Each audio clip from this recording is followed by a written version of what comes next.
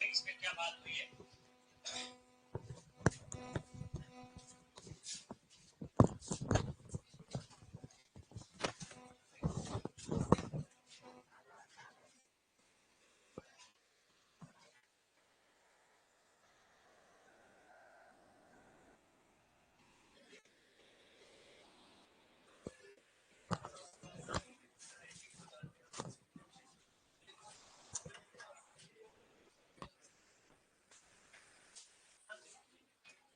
Okay, चलिए बहुब्रीहि समास आ जाएंगे अब। जिस सामासिक पद में दोनों में से कोई भी पद प्रधान न हो और पूरा पद किसी विशिष्ट अर्थ को नहीं, विशिष्ट अर्थ को देता, विशिष्ट अर्थ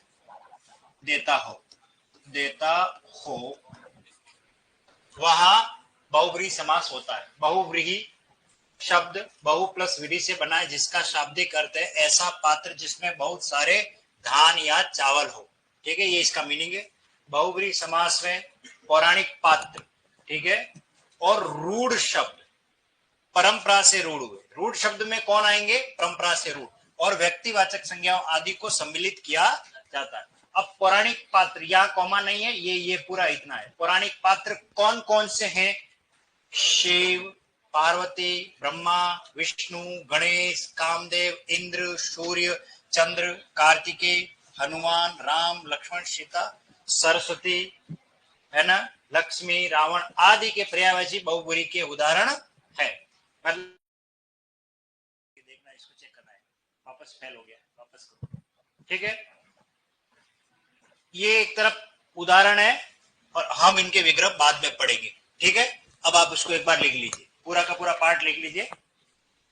जिस सामासिक पद में दोनों में से कोई भी पद प्रधान न हो और पूरा पद किसी विशिष्ट अर्थ को देता हो वहां बहुब्रीहि समास होता है।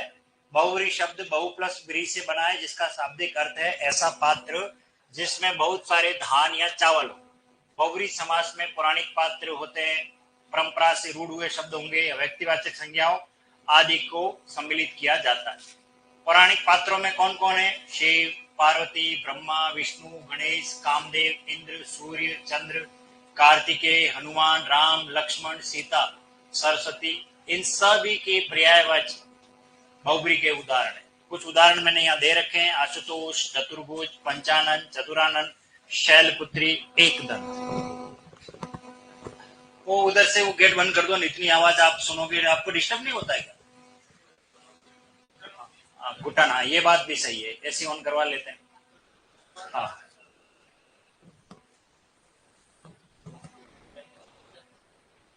अभी करवा लेते हैं, कल से इसको ऑन करवाते हैं।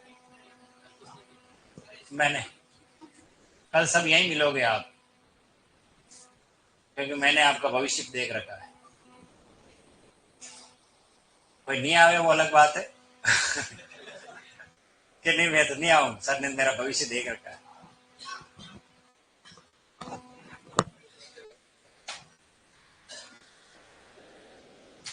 हाँ? नौकरी का उसके लिए दक्षिणा चाहिए पहले, ऐसे थोड़ी बने। अंगूठा काट करके कौन लेगा? उसका क्या अचार डालेंगे हम? वो गए, द्रोणाचार्य का युग था, है ना।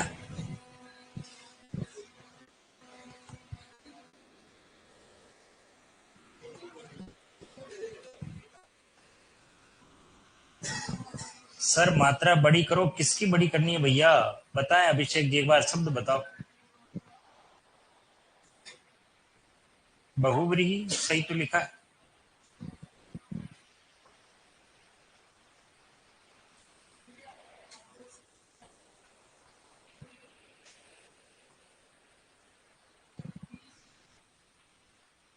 किसकी मात्रा बड़ी करनी है इसमें भैया? बड़ी तो है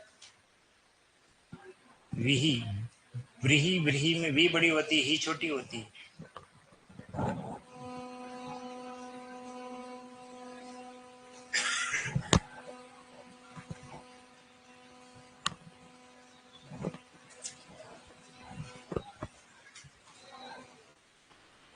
तीन बातें कौन कौन सी है इसमें जो आपको ध्यान रखनी है वो ये रही।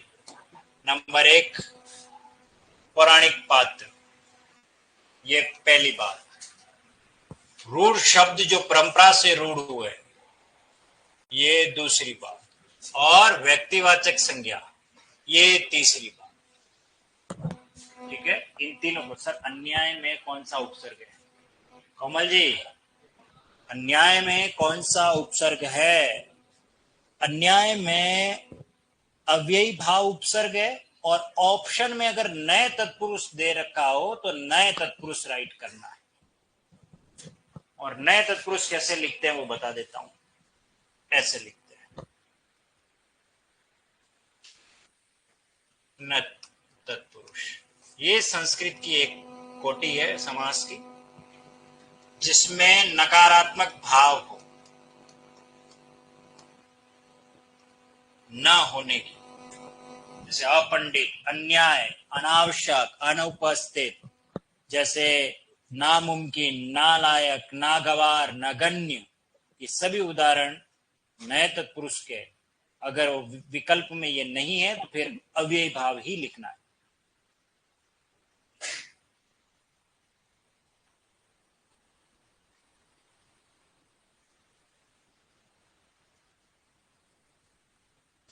लाभ हानि में कौन सा समास है? द्वंद्व समास है, और वो भी विकल्पक। लाभ या हानि, हम जब भी कोई व्यापार करते हैं या तो हमें लाभ हो सकता है या हमें हानि हो सकती है, और दोनों कभी हो नहीं सकती। लाभ और हानि कभी हो नहीं सकती। हाँ, अगर वो कोई ये कहे नहीं सर मुझे ना तो लाभ हुई ना हानि हुई, तो तुम समाज सेवा कर रहे हो, व्यापार नहीं कर रहे। फर्स्ट लाइन, जिस सामासिक पद में दोनों में से कोई भी पद प्रधान न हो और पूरा पद किसी विशिष्ट अर्थ को देता हो, अर्थात विशिष्ट अर्थ प्रदान करता हो, वहां बहुब्री समास होता है। एग्जाम्पल लिखने भैया कौन है? अच्छा, नेहा राज पुरोहित जी कह रहे हैं। और एग्जाम्पल लिखोगे तभी तो विक्रय करेंगे हम। लिख लीजिए फटाफट इन्हें।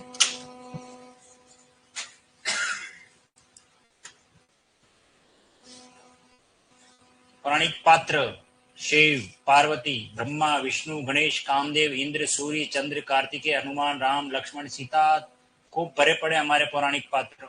इन सब के पर्यायवाची बहुब्री में आते हैं, बस इतना ही समझना इसमें। आशुतोष, चतुर्भुज, पंचानन, चतुरानन, शैलपुत्री, एकदंत। लिख लिया सभी ये? चलो लिख लीजिए फटाफट। वापस क्लोज किसने कर दिया गया?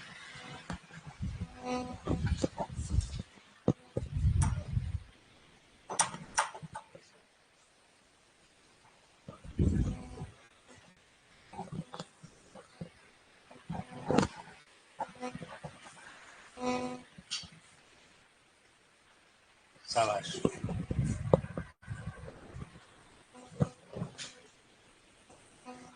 आज हमारे समाज को हम समाप्त कर देंगे। ठीक है, समाज आज क्लियर कर लेते हैं।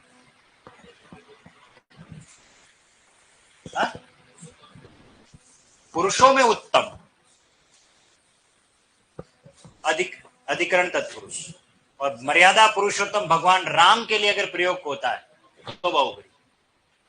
बाकी नरोत्तम, नरों में उत्तम, इतने सारे, उसमें ये आदमी सबसे उत्तम है। हाँ,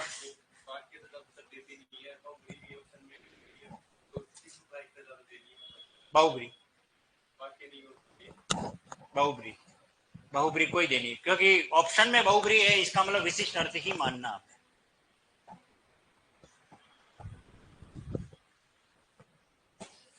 हो गया?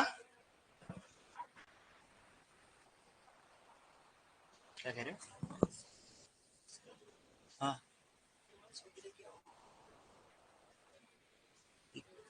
ये लिखा क्या है? नहीं नहीं, ऐसे ये ऐसे नहीं होगा।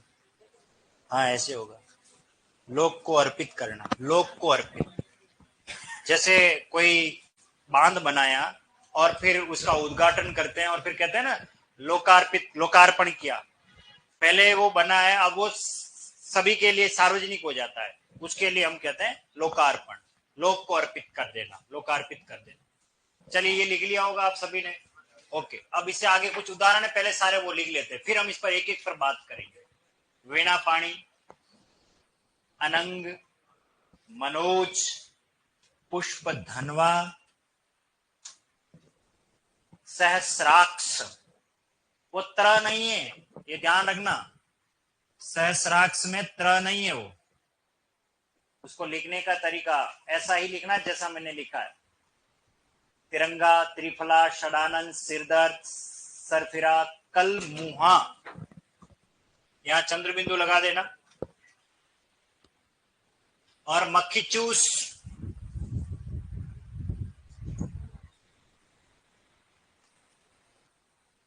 सफेद पोश, पवन पुत्र, पवन पुत्र,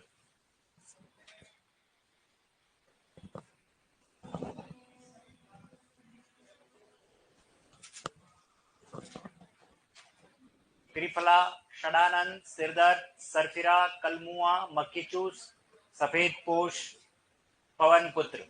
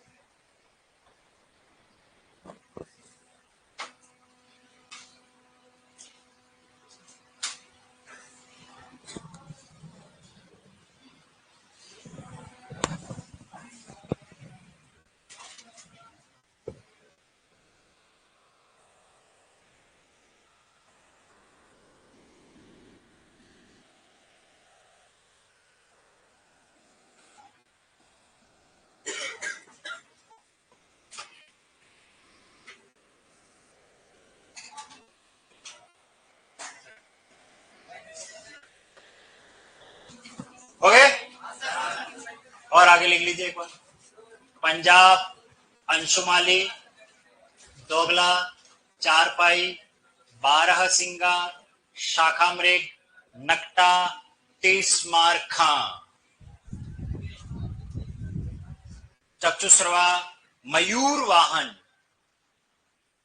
मयूर वाहन, युधिष्ठिर, सुधाकर, राकेश।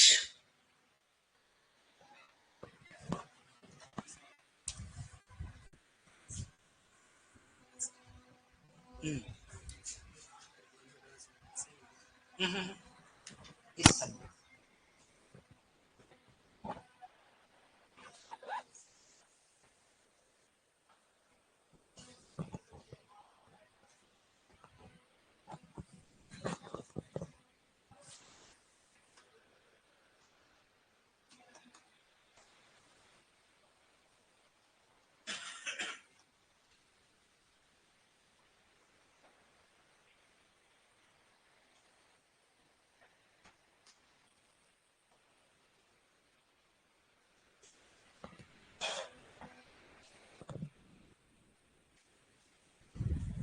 पंजाब, अंशुमाली, दोगला, चारपाई, बारहसिंगा, शाखामृग, नकटा, तीसमार खा, चक्षुश्रवा, मयूरवाहन, युधिष्ठिर, सुधाकर और राकेश। ये हमारे कुछ उदाहरण है बहुब्री समास के। फिर हम इनकी व्याख्या कर लेते हैं, एक बार विग्रह कर लेते हैं।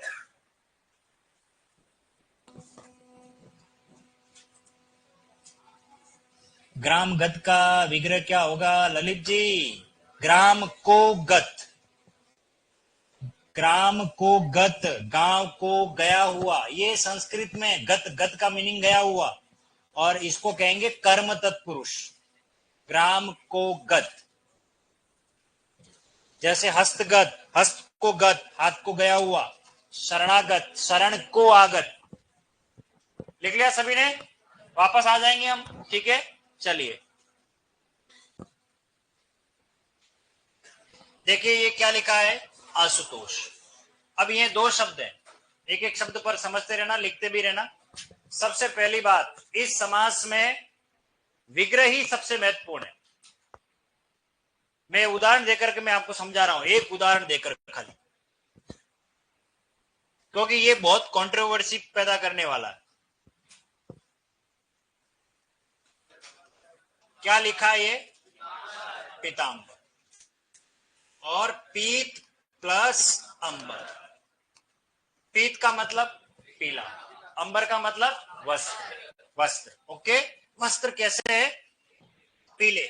इसलिए इसका विग्रह अकॉर्डिंग टू कर्मधारय समास पीत है जो अंबर। अगर परीक्षा में ऐसा मिले पीत है जो अंबर, तब तो हमें कर्मधारय समास ही मानना है, क्योंकि विग्रह में किसका काम लिया हमने? है जो का। ठीक है। लेकिन यूं लिख दिया जाए कि पीत है जिसके अंबर वह, कौमा करके, कृष्ण। भगवान कृष्ण को पीतांबर कहा जाता है क्योंकि वो पीले कपड़े पहनते। तो ये एक ऐसा शब्द है जो कर्मधारय में भी है और बहुब्री है। अगर बहुब्री में आ गया, मतलब अगर परीक्षा में पीतांबर आए तो बहुब्री ही लिखना है आपको, कर्मधारय नहीं लिखना है। लेकिन अगर विग्रह में पूछे तब आपको ध्यान रखना है, अगर वो लिख दे पीत है जो अंबर इजिकल टू कर्मधारय, तब वो राइट माना जाएगा। पूछेंगे कौन सा विग्रह गलत दिया गया है, ऐसे विग्रह वाले भी प्रश्न आएंगे। और उसमें यूं दे दिया कि पीत है जो अंबर, अरे सर ने तो बहुब्री बताया था।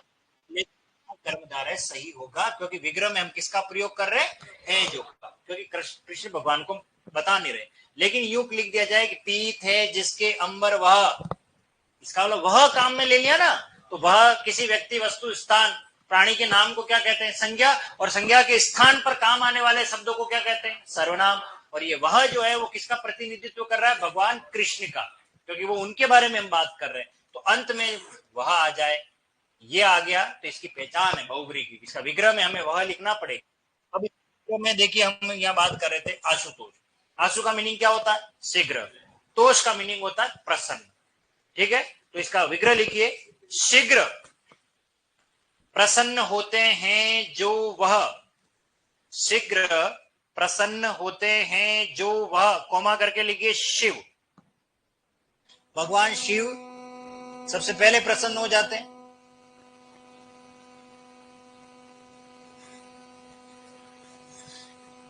सर कोर्स कब तक होगा? चांदनी जी सवाल कर रहे हैं, आपको कब तक कोर्स करवाना है? मुझे ये बताइए, आप कितने दिन में और हिंदी पढ़ने का सामर्थ्य रखते हैं? रेट वीट का कोई एग्जाम तो नहीं है आपके?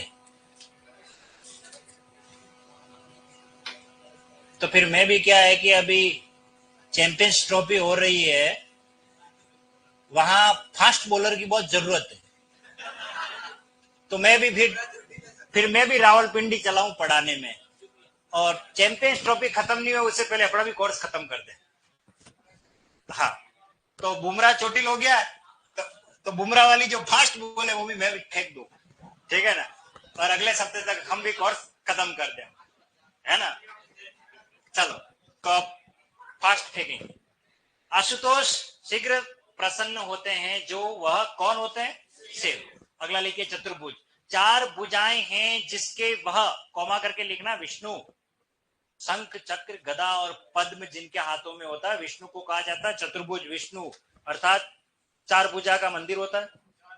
हाँ, चार चार भुजाएं हैं जिनकी वह या जिसकी वह, कौमा करके लिखो विष्णु भगवान। विष्णु लिख दीजिए, आप समझ जाओगे। अगला पंचानन। चलिए इस पर आ जाते हैं वापस, संधि विच्छेद करें इसका।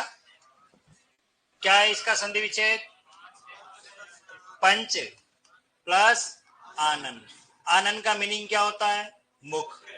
कितने मुंडे?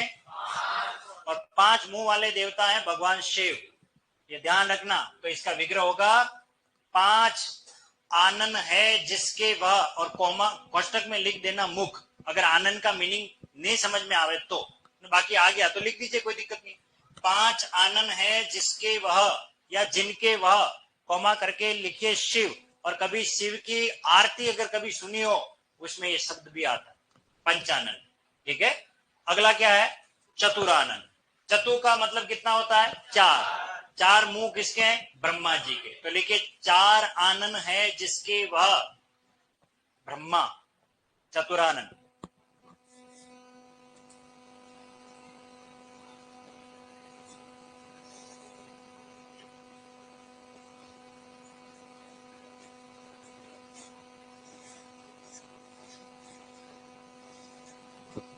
समीशर क्या लिखा है भैया, क्या अर्थ होता है यार? पता नहीं आप क्या पूछना चाह रहे हो।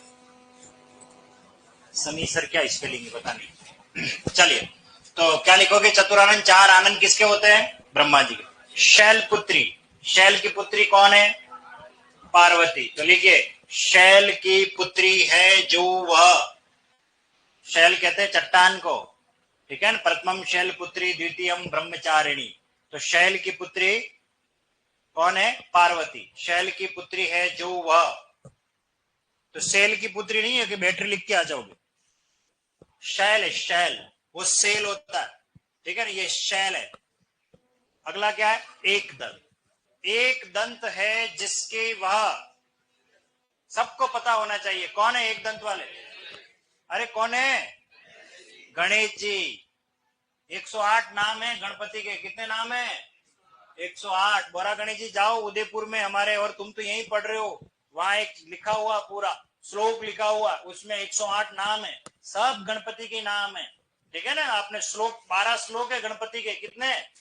उन 12 ही श्लोकों में नाम आता है। और कभी शादी ब्याह में देखना, पंडित लोग बोलते हैं ओम सुमुखश्चः एकदन्तश्चः कपिलो गजकर्णकः लंबोदरश्च विकटो विघ्ननाशो विनायकः धूम्रकेतुर् वरकन्या सावधान। बोलते कि नहीं बोलते ऐसे, है ना? शादी कर रहा होता है वहां,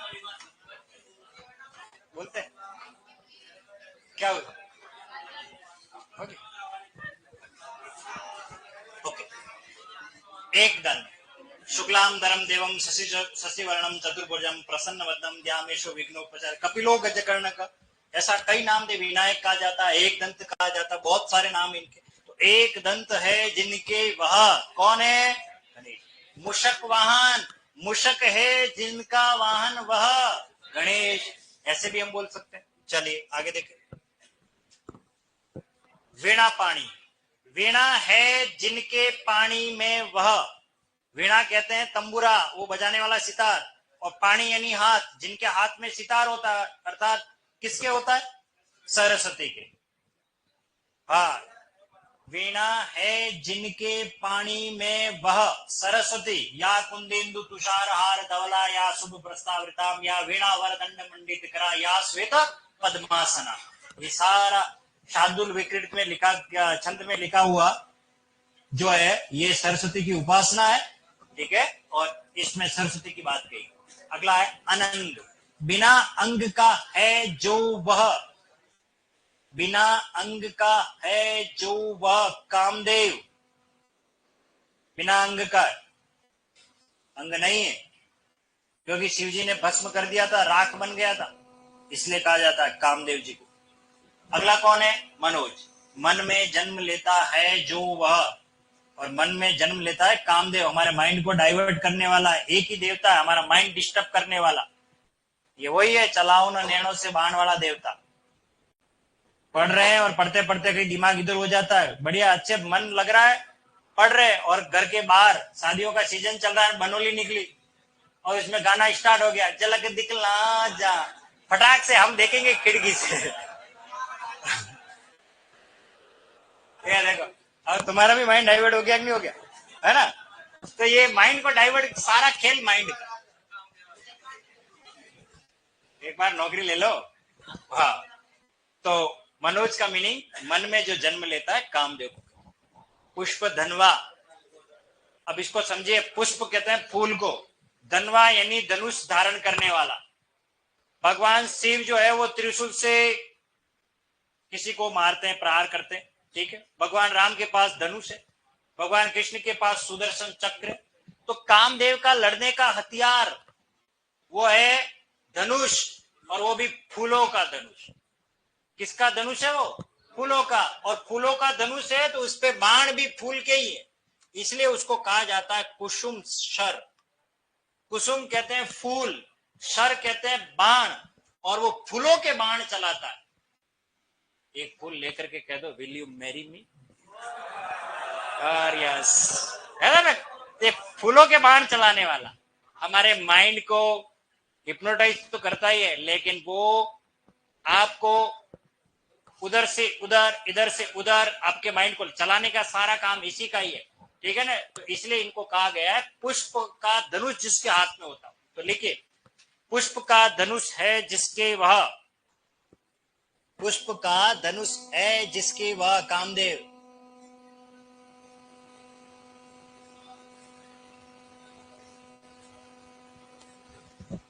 सर मेरे फेरे आप ही करवाना।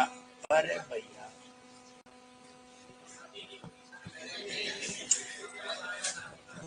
पढ़ाई की बात तो नहीं करे, नहीं आप फेरे पे पड़े हुए। आप तो बिन फेरे हम तेरे, वही लिख अपना लो। ओके, पुष्प धनवा किसे कहते हैं? कामदेव को। लिख लिया। अगला लिखिए क्या है? सहस्राक्ष। ये लिखा कैसे वो देखिए। पहले पहले लिखना है स, फिर ह, और फिर पूरा स लिखना है, और फिर उसके अंदर र लगाना है, और आ जाएगा सहस्राक्ष। और इसका अर्थ होता है, सहस्र का अर्थ होता है हजार, और अक्ष अर्थात अक्षी यानी आंखें। हजार आंख वाला देवता है भगवान इंद्र, इंद्र को कहा जाता है। तो लिखिए इसका विग्रह, हजार आंखें हैं जिसकी वह, इंद्र को कहा जाता है।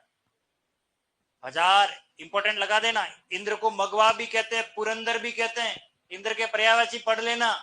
नगरों को नाश करने वाला देवता ये है ना। मगवा भी कहते हैं, इंद्र का ही पर्यायवाची है। हजार आंखें हैं जिसकी वह इंद्र, द टाइगर। एक मूवी आई थी बहुत अच्छी। अगला है तिरंगा। तीन रंग का है जो वह, तीन रंग का है जो वह, और कॉमा करके लिख देना राष्ट्रीय ध्वज भारत। तीन रंग का है जो वह, कॉमा करके लिखिए राष्ट्रीय ध्वज भारत। भारतीय ध्वज में तीन रंग है, इसलिए तिरंगा कहा जाता है। यूं तो पूरे विश्व में बहुत सारे झंडे हैं जिसमें तीन रंग होंगे, लेकिन जब भी ये क्या लिखा भाई, सहस्राक्ष लिखा है, ये वाह कहां से आ गया? ये पुष्प धनवा का वाह इसमें कहां आ गया? गलत मत लिखो। हाँ, फिर है त्रिफला। इसे मोस्ट इंपोर्टेंट में लिख लेना त्रिफला को।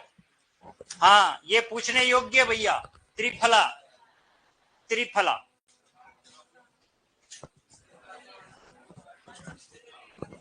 देखो इसको समझिए, त्रिफला फल कितने? यूं तो डायरेक्टली ये द्विगु दिख रहा है कि तीन फल वाली बात हो रही है। नींबू संतरा आम, ये हमारे तीन फल हो गए। कोई भी तीन फल रख लो, वो तीन फल ही कहलाएंगे, चार नहीं कहलाएंगे, उनको त्रिफला ही कहेंगे। लेकिन आयुर्वेद में त्रिफला नाम का एक चूर्ण होता है, उसको कहते हैं त्रिफला चूर्ण। उसमें तीन फल कौन होते हैं? हरड़, बहड़ और आंवला। वापस बोल रहा हूं, हरड़, बहड़ और आंवला, इन तीनों का मिश्रण, उचित मिश्रण ही त्रिफला कहलाता है। बाकी ये तो व्यवहारिक जीवन में कोई भी फल ले लो, नींबू संतरे आम भी ले लो, ये भी तीन फल हो गए, वो भी त्रिफला कहलाएंगे। इसलिए वो द्विगु में चला जा सकता है, परंतु हम जब भी त्रिफला की बात करते हैं तो हम आयुर्वेदिक औषधि की ही बात करते हैं। भैया त्रिफला चूर्ण खाया कि नहीं खाया, त्रिफला चूर्ण लेकर के आना। इसीलिए हम इसको किसमें गिन रहे हैं? बहुब्री में। तो लिखिए हरड़, नहीं, तीन फलों का मिश्रण है जो वह, ऐसा लिखना, तीन फलों का मिश्रण है जो वह।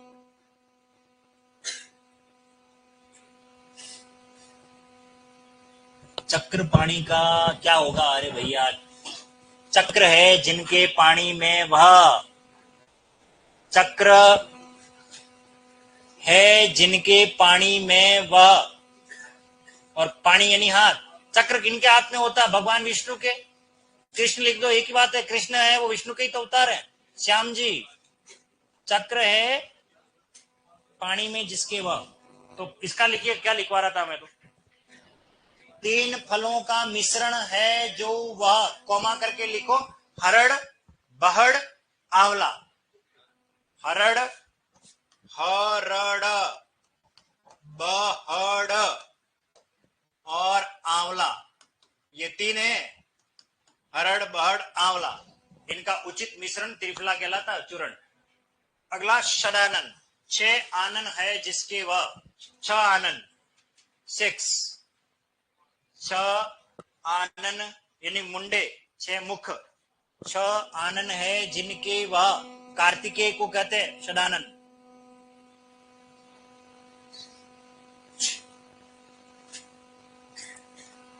ओके, किसको कहते हैं षडानन? कार्तिक। सिर दर्द, लिखिए सिर में दर्द देता है जो वह, सिर में दर्द देता है जो वह, और लिखिए कॉमा करके तनाव, सिर में दर्द देता है तनाव, टेंशन, उसके लिए बात कही जा रही है। एक तो वास्तव में सिर दर्द हो रहा है कोई बीमारी की वजह से, वो नहीं है ना, ये परीक्षा सिर दर्द बन गई है। चलिए, कलमुआ, ओ सर फिरा, सॉरी ये लिख दो, सर है फिरा जिसका वह, सर है फिरा जिसका वह, सर का मतलब माथा, सर है फिरा जिसका वह, कॉमा करके लिखो सन की पागल, फरिया मातारो। हाँ, सर है फिरा जिनका वह, जिसका वह, सन की पागल होता है ना, सन की बेंडा, हाथ में फाटा लेके जा रहा हो, खुद के माथे में ही मार दे, दूसरों के भी मार दे, पागल है, क्या करोगे? सन की है, पागल है ना, उसको कहते सर फिरा। कलमुआ, काला है मुंह जिसका वह, मुंडा तो काला नहीं है बापड़े का, गोरा है, गोरा चिट्टा अंग्रेज की औलाद है पर कहते हैं कलमुआ। हाँ, कलमुआ, अरे काला है मुंह जिसका वह, काला है, हाँ, काला है मुंह जिसका वह, कौन है, कौन होता है कलमुआ? कॉमा करके लिखो लांछित व्यक्ति, लांछित व्यक्ति जिसके ऊपर कोई दाग लग गया हो, है ना, काले कारनामे करके आया हो। मुंडा तो गोरा चिट्टा, पर कहते हैं उसको एक कलमुआ, है ना, कलमुआ, है ना, उसको कहते हैं कलमुआ। काला मुंह नहीं है उसका, पर कह क्यों रहे उसको, क्यों कह रहे हैं? क्योंकि मुंह उसका, हाँ हाँ, ये ध्यान है, काला कौआ काट खाएगा। चलिए अगला लिखिए, मक्खी चूस। अरे यार ये क्या शब्द हो गया, मक्खी चूस, क्या होता है मक्खी चूस है? अरे मक्खी चूस क्या होता है, मैं वो बता रहा हूँ, आप उसको अर्थ बता रहे हो कि मक्खी चूस कंजूस को कहते हैं, मैं अर्थ नहीं पूछ रहा हूँ, मक्खी चूस क्या होता है। yes. अब इसको समझिए, ये शब्द बना क्यों होगा, इस शब्द के पीछे क्या घटना घटी होगी, तब जाकर के कहना पड़ा किसी को, ऐसा नहीं। भैंस का दूध तो देखा ही होगा, जाड़ा होता है, गाढ़ा होता है, और एक गाय का पतला होता है। तो भैंस के दूध में एक बार मक्खी गिर गई, ज्यादा फैट वाला दूध था, और उस मक्खी को निकाला गया तो देखा उस मक्खी के दूध चिपका हुआ है।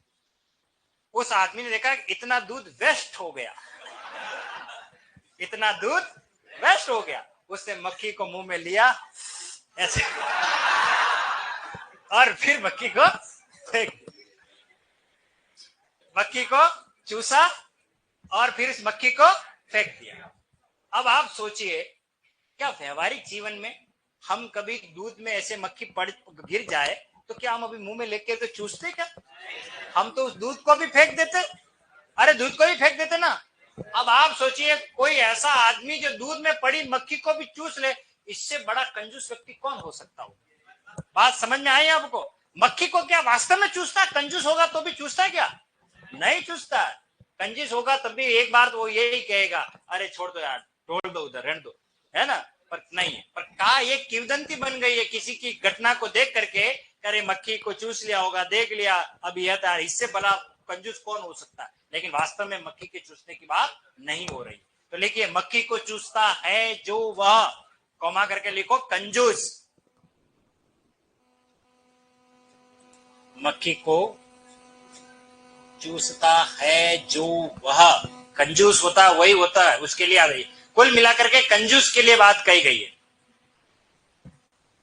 नेक्स्ट, सफेद पोष, इसे इंपॉर्टेंट लगा लो।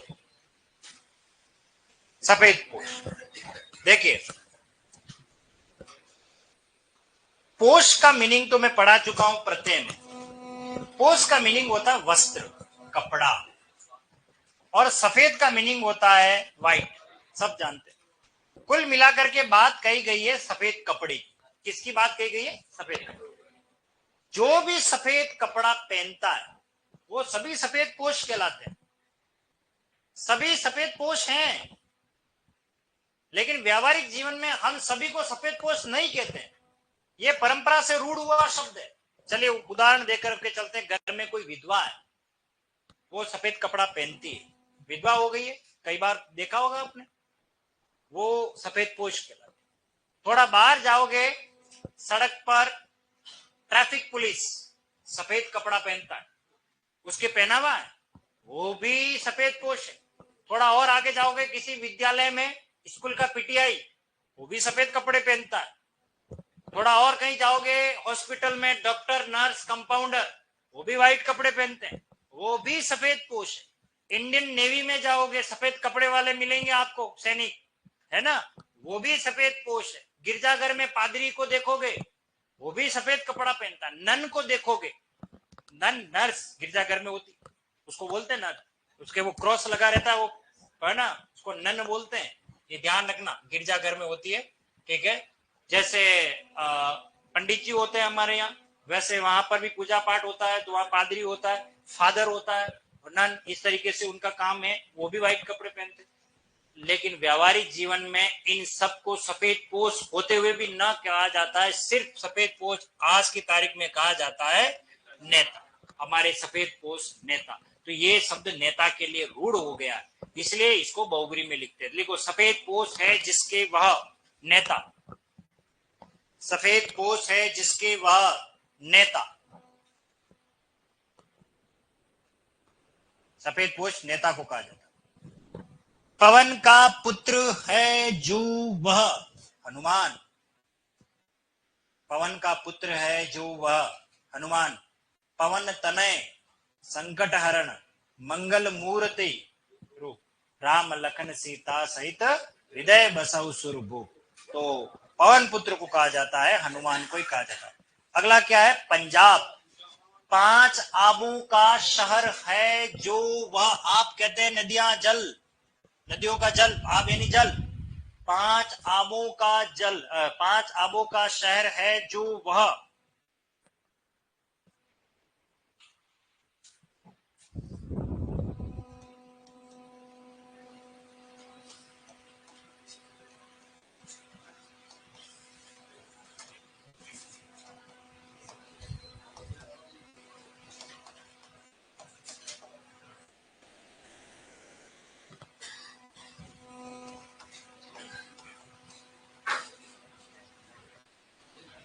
झेलम।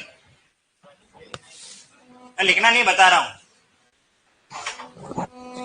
चिनाब, रावी, सतलुज, सतलुज या सतलज दोनों सही है। रावी, सतलुज, चुनाव, व्यास और झेलम, है ना। कौन सी नदियां है ये?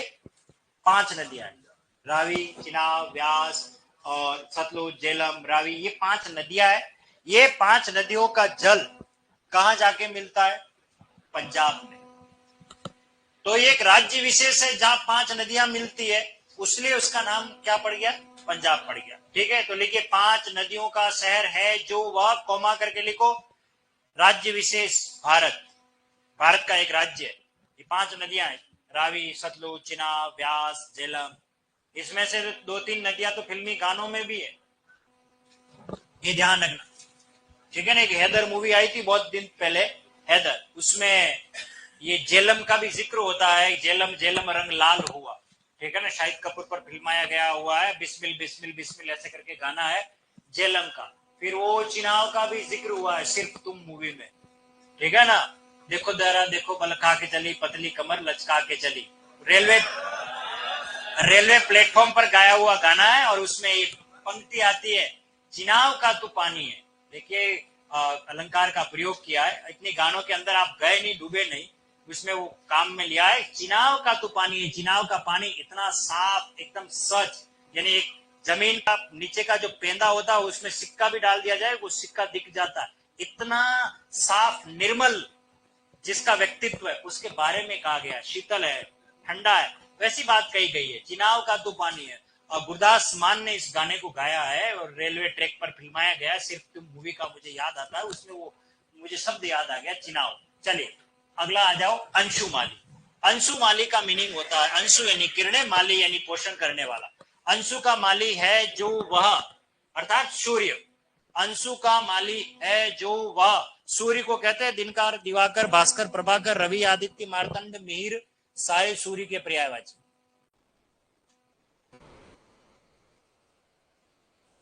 गुरुदेव आपने भगवान परशुराम से शिक्षा ली है, क्योंकि आप सभी शिक्षाओं में निपुण है। नहीं नहीं नहीं, ऐसी कोई बात ही नहीं है। कहाँ है कोई बच्चा जो आ गया बता दिया, कोई बात नहीं, पढ़ाने की बात कर रहा हूं।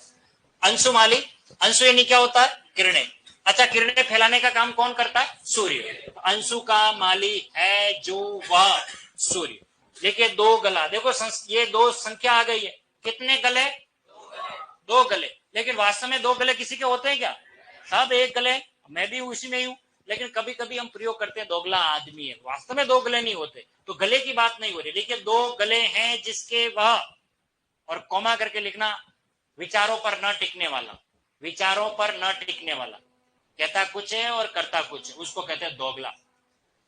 विचारों पर न टिकने वाला, विचारों पर न टिकने वाला, दो गले हैं जिसके वह।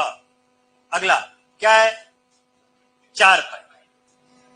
पहले इस शब्द का अर्थ समझें, डायरेक्ट खाट पे नहीं जाएं।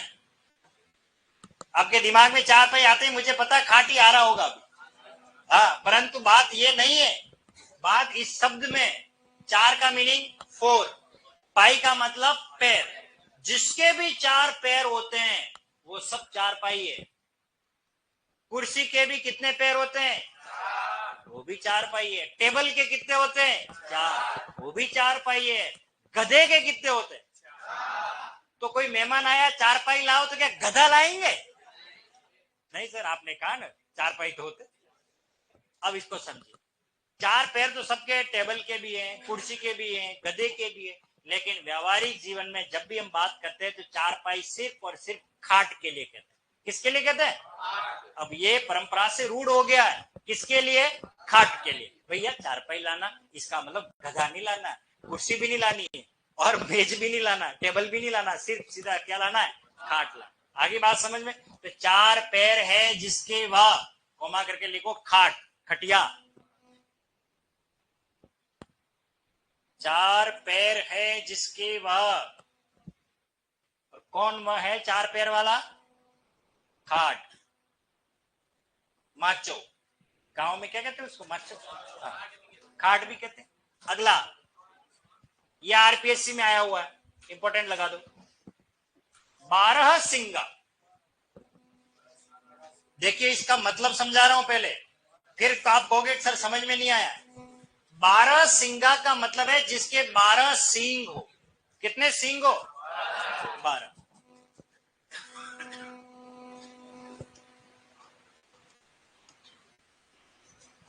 ये हरिण की एक प्रजाति है, 12 सिंगा हरिण की एक प्रजाति है जिसके सींग होते हैं और 12 ही होते हैं। कितने होते हैं, लेकिन कभी कभी उन हिरणों के झुंड में ऐसी भी मिलती है जिसके 11 ही सींग होते हैं, कभी कभी 10 भी होते हैं।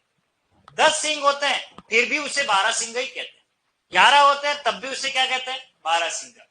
बात समझना इसको कि 11 होते हुए भी 12 सिंगा कहा जा रहा है ना, 10 होते हुए भी क्या कहा जा रहा है, 12 सिंगा। इसका विग्रह होता है 12 सिंग होते हैं जिसके वह, कोमा करके लिखना, हरिण की एक प्रजाति।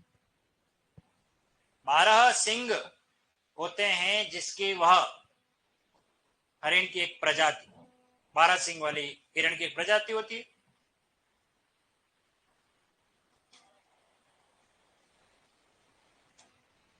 हरिण की एक प्रजाति, जिसे हिरण भी कहते हो आप।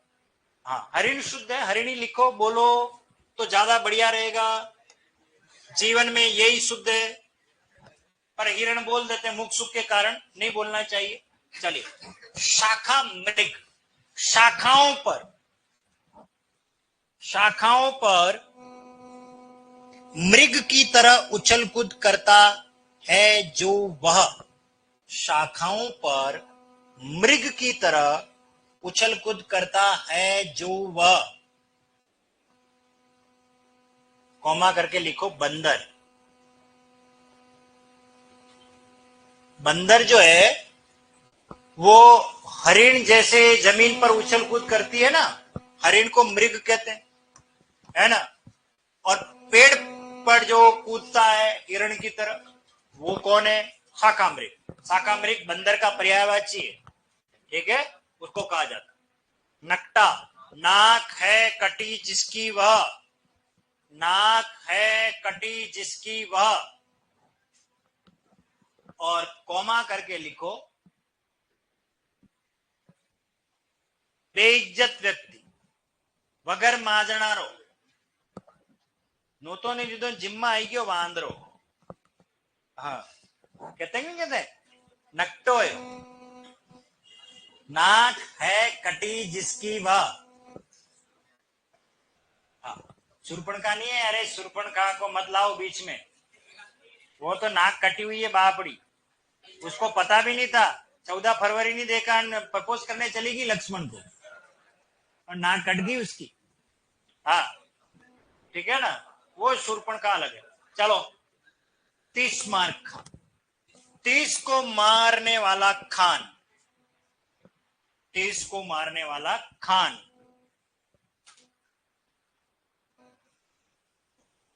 30 को मारने वाला खान। अब इसका मतलब समझ लो, ये किंवदंती बन चुकी है। एक खान था, उसने 30 आदमियों को मार दिया, अर्थात 30 आदमियों को पराजित कर लिया। वो अकेला 30 पर भारी पड़ गया। इसका मतलब वो शूरवीर था, पराक्रमी था, बहादुर था।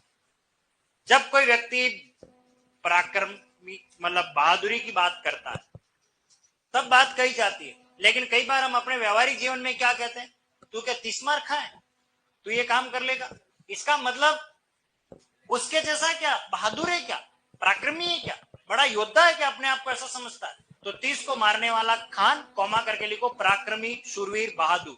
इसका मीनिंग है ये, पराक्रमी, शूरवीर, बहादुर, उसके लिए प्रयोग में आता है। बाकी वास्तव में किसी ने मारा नहीं है 30 को, तो भी हम कह रहे। चलिए, चक्षु श्रवा, चक्षु कहते हैं आंखों को, और श्रवा यानी सुनने वाला, जो आंखों से सुनता हो, आंखों से सुनता हो। अरे भैया क्या गजब हो गया, भगवान ने कान दिए सुनने के लिए, आंखें दिए देखने के लिए। अब ये आंखें देखने का काम नहीं कर रही है, सुनने का काम कर रही है, फिर कान खाने का काम करेगा, है ना। तो मामला ज्ञानेंद्रियों में सारी बात ही अलग हो गई। चक्षु से श्रवण कार्य करने वाला है सांप। अब आप सोच रहे होगे सांप के कान नहीं होते भैया, सांप सुनता नहीं है, सांप बहरा होता है एक प्रकार से, वो रेप्टाइल श्रेणी का है, वो रेंग कर चलता है।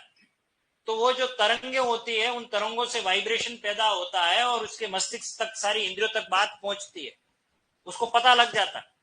आंखें तो होती है, आंखें देख करके वो अगले वाले को देखता है, वो अपने आप को देख लेता है और वो समझ जाता है। कई बार आपने देखा होगा बीन बजाता और सांप नाचता है, कुछ भी नहीं होता, बीन बजाने से सांप कभी नहीं नाचता। और कई फिल्मों में तो देखा होगा कि बीन तो यहाँ बज रही है, सांप कहीं मंगरे में दौड़ा दौड़ा आ रहा और घर में और पिटारे में आ रहा। क्या बैंडे बनाते हैं यार, ऐसे कभी होता है क्या? कुछ भी नहीं होता। मैं तो कहता हूँ मेरे गली में सांप निकला न, कितने सेनाई वो पूंगी वाले ला करके बजाते रहो, कभी सांप नहीं आता। सांप हिप्नोटाइज होता, लकड़ी होती है लकड़ी, उस लकड़ी से ही सांप को थोड़ी देर के लिए आप ऐसे करो, अगर वो फन फैला करके ऐसा खड़ा रह जाए, ऑटोमेटिकली वो हिप्नोटाइज हो जाता, सम्मोहित हो जाता, और उसी लकड़ी से उसके फन पे लगा करके पीछे से पकड़ सकते हैं। ये सामर्थ्य होना चाहिए आप में डर भय नहीं होना चाहिए। मैंने तो सांप पकड़ा था, ऐसे वो बता रहा हूं।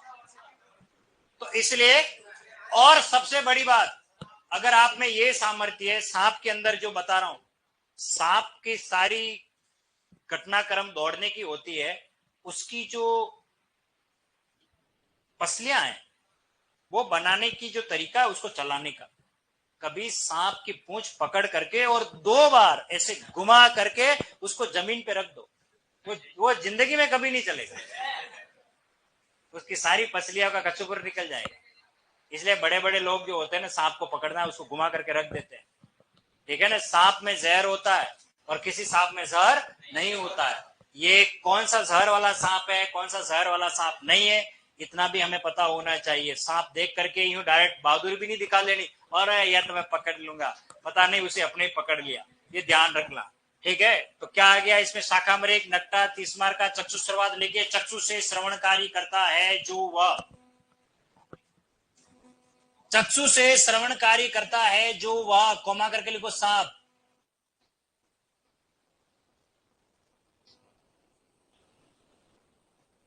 चक्षु से श्रवणकारी करता है जो वह, कोमा करके लिखो सांप। फिर मयूर वाहन, मयूर का वाहन है जिसके वह, मयूर का वाहन है जिसके वह। और कार्तिकेय, भगवान कार्तिकेय जिनका वाहन मोर है। ओके, भगवान गणेश और कार्तिकेय में एक बार वो हो गई थी बात कि कौन ज्यादा है, तेज है, बुद्धिमान है ना।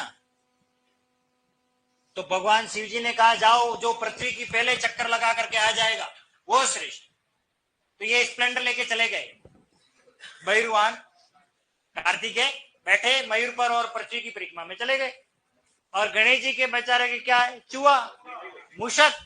अब मूषक पे बैठ के तो पृथ्वी की परिक्रमा की नहीं जा सकती, इसलिए उन्होंने देखा अपने तो पप्पा ही पूरे जगत के पिता है ना, पूरा संसार ही यही है। तो एक चक्कर पप्पा के निकाला फटाक से और खड़े हो गए और आ गए। बोले जल्दी आ गए, बोले कि आप ही तो हो जगत के पूरे करता धरता, इसलिए संसारी आप हो मेरे लिए। इसको कहते हैं बुद्धि कौशल, इसको क्या कहते हैं, बुद्धि कौशल। इसलिए प्रथम पूज्य देवता हमारे गणेश। और ये मोर का वाहन करके आए अमेरिका यूरोप घूमते घूमते, तब तक गणेश जी आ चुके थे। हाँ मोर ने भी फ्री वीजा के सारे देश देख लिए। हाँ लिख लीजिए, मजाक कर रहा हूं मैं तो। मयूर का वाहन है जिसके वह, कौन, कार्तिक। युधिष्ठिर, युद्ध में स्थिर रहता है जो वह, युद्ध में स्थिर रहता है जो वह। और लिख लेना धर्मराज, पांडवों में सबसे बड़ा भाई धर्मराज युधिष्ठिर कहा जाता था। तो युद्ध में स्थिर रहता है, इसका मीनिंग तो ये, हर कोई भी युधिष्ठिर हो सकता है, जो भी युद्ध में टिका रहता है वो युधिष्ठिर है, लेकिन उसे युधिष्ठिर कहते थोड़ी है, धर्मराज को कहते।